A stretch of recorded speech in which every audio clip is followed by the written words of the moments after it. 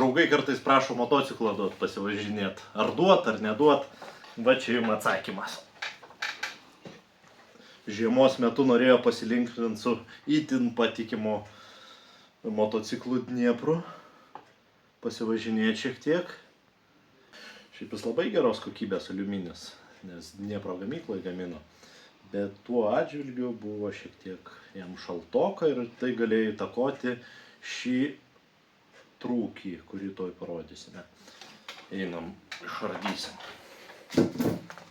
Ardymui pasitelkėme nuėmėją, bet tik ne šiam atvejui, nes dėžė yra tokia. Skilo ištrūko, tiesa su tokiu skilimu pavyko nuvažiuoti 40 kažkur kilometrų, dar po vietą pavažinėti, nu tai kažkur dar 70. Galima dar buvo važiuoti, bet kartais garsas toks neaiškus būna.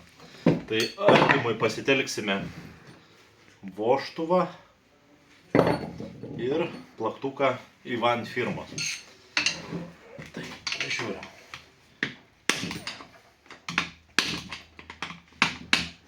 Laiko dar įsikybės kažkiek. Eikite žiūrės.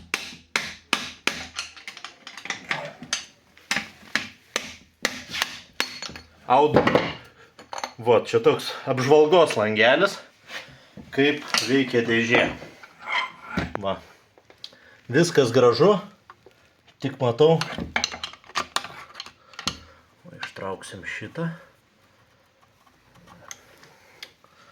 Sovietinė kokybė. Antratukai geri dar. Ir ką mes turime? Vat, galinės pavaros dantratis be kelių dantų. Ir čia dantų keletas trūksta. Tai šiaip su dėžė viskas gerai, tik nėra atbulinės pavaros. Išėję pasivaikščioti. Va šis aliuminio gabalas ir atsako į klausimą, ar duot važiuoti su motociklu draugam ar ne. Aišku, duokit. Po to turėsit daug smagaus laiko remontuojant savo motociklą.